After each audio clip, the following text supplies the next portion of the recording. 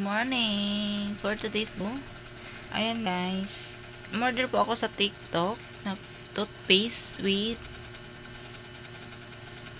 scrub. Parang ano siya, parang powder siya, may kasama siyang powder para ihalo sa toothpaste. Yan, nakita ko siya sa TikTok guys, maganda siya, pumuti yung ngipin mo. So itry natin gamitin kung puputi bang ngipin natin guys, kasi yung ngipin natin parang hindi natin maano kasi medyo may dilaw-dilaw yung ngipin natin. So i-try natin kung puputi ba masyado yung ngipin natin. So ito guys, dumating na yung order ko siya.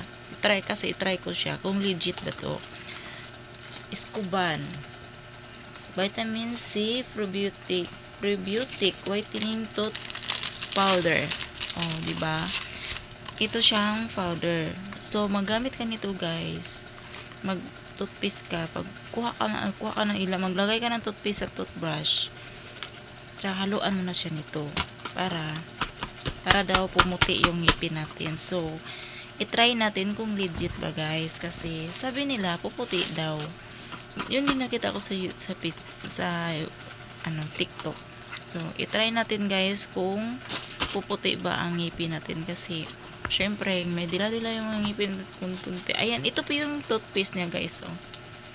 Iskuban. Ayan, Iskuban. Hindi makita. Ayan, itong toothpaste niya guys. Malaki siya guys. Malaki ang toothpaste niya. Ito.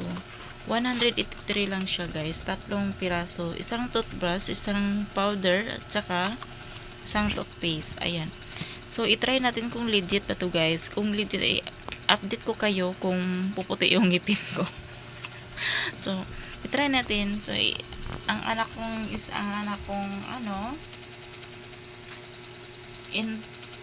excited na siya guys na gagamitin. Kaya ayan, binuksan na niya, nilabas na sa niya sa box. Ayan. Oh, ayan, binuksan na niya guys. Excited na siya.